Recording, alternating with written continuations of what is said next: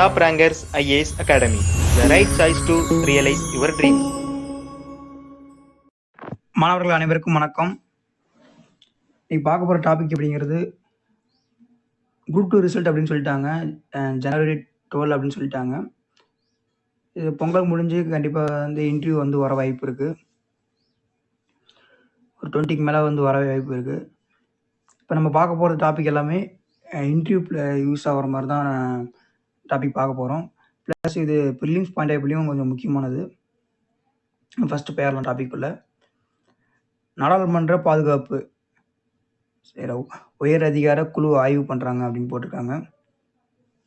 இப்போ பார்லிமெண்ட்டில் ரீசெண்டாக டிசம்பர் 13 உங்களுக்கு தெரியும், சில ஸ்டேஞ்சஸ்லாம் வந்து விசிட்டர் ஹால்லேருந்து உள்ளே போய்ச்சிருப்பாங்க. அந்த கொண்டு வந்து வீசியிருப்பாங்க, அதுவும் உங்களுக்கு தெரியும். அப்போ அதுக்கு சாரமாக ஆய்வு பண்ணுறதுக்காக என்ன பண்ணியிருப்பாங்கன்னா நாடாளுமன்ற பாதுகாப்பு குழு அப்படின்னு போட்டிருப்பாங்க. யார் வந்து அந்த குழுவை அமைச்சிருப்பாங்க அப்படின்னா ஸ்பீக்கர், நாடாளுமன்ற சபாநாயகராகிய ஓம் பிர்லா அவர்கள் தான் அமைச்சிருக்காங்க. அதில் மொத்தம் வந்து 6 பேர் வந்து என்ன பண்ணுறாங்கன்னா சம்மந்தப்பட்டிருக்காங்க அப்படின்ட்டு அவங்கள கைது பண்ணியிருப்பாங்கங்க. சரிங்க. இப்போ நாடாளுமன்ற பாதுகாப்பு விதி அப்படின்னு சில இதெல்லாம் இருக்கும். பார்வையாளர்கள் ரூல்ஸ் ஃபார் பார்லிமெண்ட் விசிட்டர், அதை பற்றி தான் பார்க்க போகிறோம். Rule number 386, the rule of procedure and conduct of business in Lok Sabha.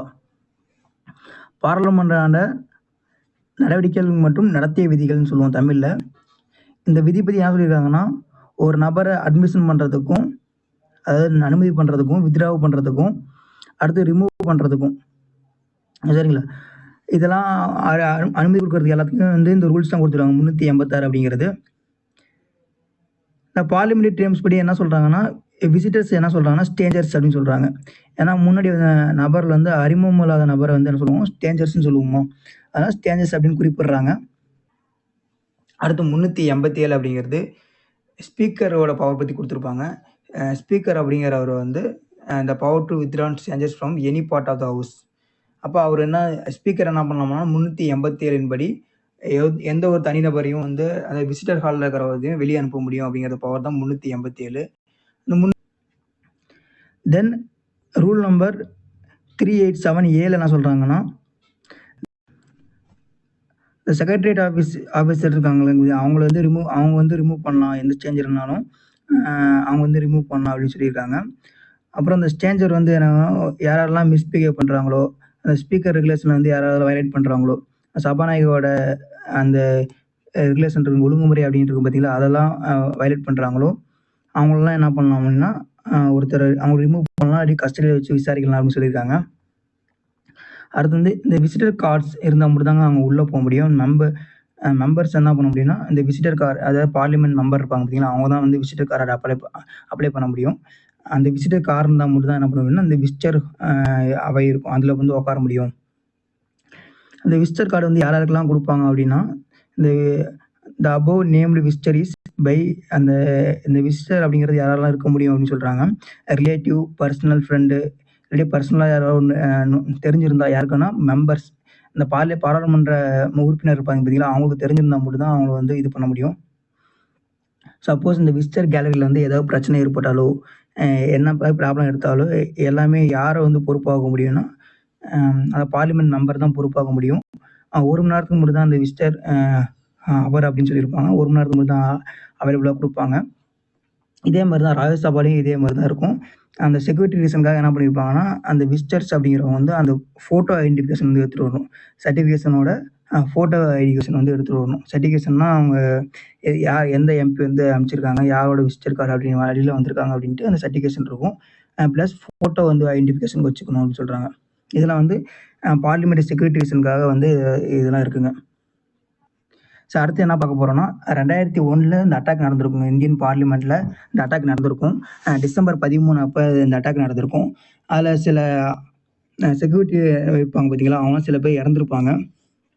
அப்போ அவங்கள இறந்துருக்காங்கன்னா அஞ்சலி செலுத்தும் விதமாக தான் என்ன பண்ணியிருப்பாங்கன்னா, இன்றைக்கி டிசம்பர் 13 அப்போ இங்கே பார்லிமெண்ட் உறுப்பினர்கள்லாம் என்ன பண்ணியிருப்பாங்கன்னா அஞ்சலி செலுத்திட்டு இருப்பாங்க. அஞ்சலி செலுத்தி முடிச்சதுக்கப்புறம் தான் என்ன பண்ணணும், இந்த 2 பேர் வந்து இந்த விசிட்டர் கார்டிலேருந்து எகிரி குதிச்சிருப்பாங்க, அப்போ கொண்டு வீசியிருப்பாங்க.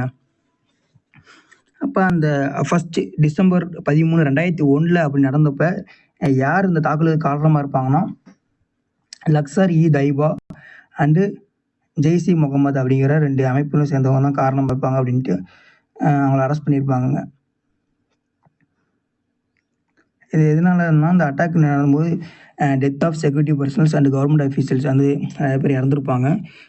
ஒரு 9 பேர் கிட்டத்தட்ட இறந்துருப்பாங்க. அதன் விளைவா தான் என்ன பண்ணியிருக்காங்கன்னா, இவங்க வந்து அஞ்சலி செலுத்திட்டு இருப்பாங்க. அப்போ தான் இது நடந்திருக்கு அப்படின்னு பார்க்குறோம். சரிங்க. இப்போ அந்த 6 பேர் அப்படின்னு சொல்லியிருப்பாங்க பார்த்தீங்களா? ஏற்கனவே அந்த பார்லிமெண்ட்ல புகை குண்டு வீசின 2 பேர் உள்ள இருந்திருப்பாங்க. வெளியே 2 பேர் இருந்திருப்பாங்க. அதுக்கப்புறம் வந்து அவங்க நண்பர் ஒருத்தர் வந்து அவங்க ஃபோன்லாம் வச்சிருப்பாங்க. ப்ளஸ் அவங்களுக்கு அடைக்கலம் கொடுத்த ஒரு நபர் இருப்பார். மொத்தம் இந்த 5 பேர் என்ன பண்ணுவோம், மொத்தம் டோட்டலாக வந்து 6 பேர் இருப்பாங்க. இந்த 6 பேர் எதுக்கு கீழே அரெஸ்ட் பண்ணியிருக்காங்கன்னா, உஃபா ஆக்ட் கீழே அரெஸ்ட் பண்ணியிருக்காங்க. யுஏபிஏ ஆக்ட் கீழே அரெஸ்ட் பண்ணியிருப்பாங்க அப்படின்ட்டு நியூஸில் பார்த்துருப்பீங்க. நம்ம இந்த உஃபா ஆக்ட்னா அப்படின்னா என்னன்னு பார்க்க போகிறோம். யுஏபிஏ ஆக்ட் அப்படின்னா அன்லாஃபுல் ஆக்டிவிட்டீஸ் ப்ரிவென்ஷன் ஆக்ட். இது வந்து ரொம்ப கடினமான சட்டம் அப்படிங்கிற சொல்கிறோம். டெரரிஸ்ட் ஆக்டிவிட்டீஸ் இன்வால்வ் பண்ணவங்களுக்காக போகிற சட்டம் அப்படின்னு சொல்கிறோம்.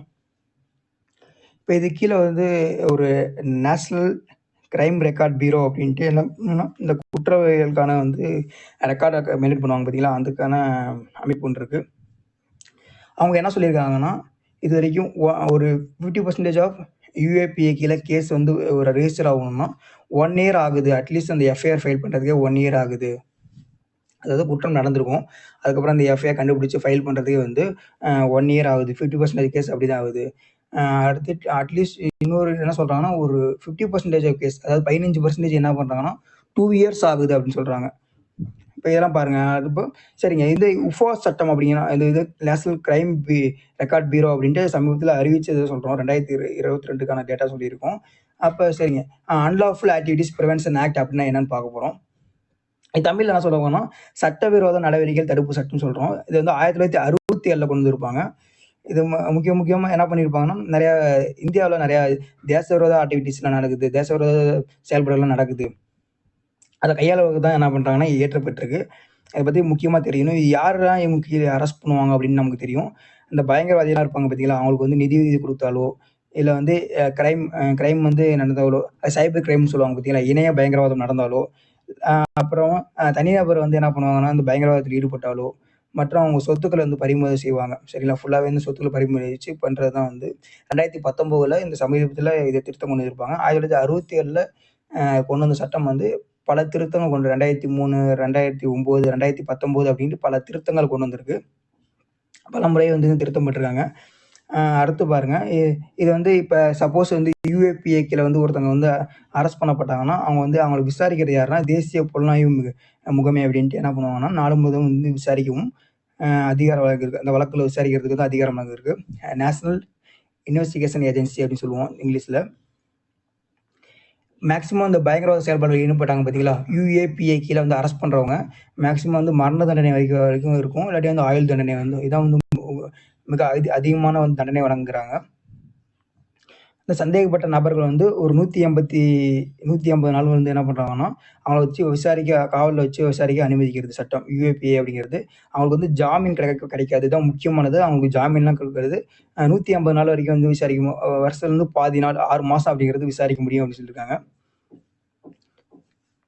சரிங்க. அடுத்து வந்து இந்த சட்டவிரோத செயல்பாடுகள் அப்படின்னா என்ன சொல்லியிருக்காங்க அப்படின்னு பார்க்கும்போது, எந்த பகுதியாக இருந்தாலும் சரி, இந்த பிரிவினை அல்லது பிரிவினையை ஆதரிக்கும் அல்லது தூண்டும் செயல்பாடுகளை வந்து வரையறுக்குதுன்னு சொல்கிறாங்க. இந்த இறையாண்மைக்கு வந்து மாற்றுதலா இதில் குந்தகம் விளைக்கும் மாதிரி ஏதாவது செயல்பாடு நடந்தாலும், பிரிவினையை தூண்டுற மாதிரியும், அந்த பிரிவினையை ஆதரிக்கும் மாதிரி ஏதாவது செயல்பாடுகள் செஞ்சால் கூட வந்து என்ன பண்ணுவாங்கன்னா, இது சட்டவிரோத செயல்பாடுன்னு சொல்கிறாங்க. அன்லாஃபுல் ஆக்டிவிட்டீஸ்ன்னு சொல்கிறாங்க.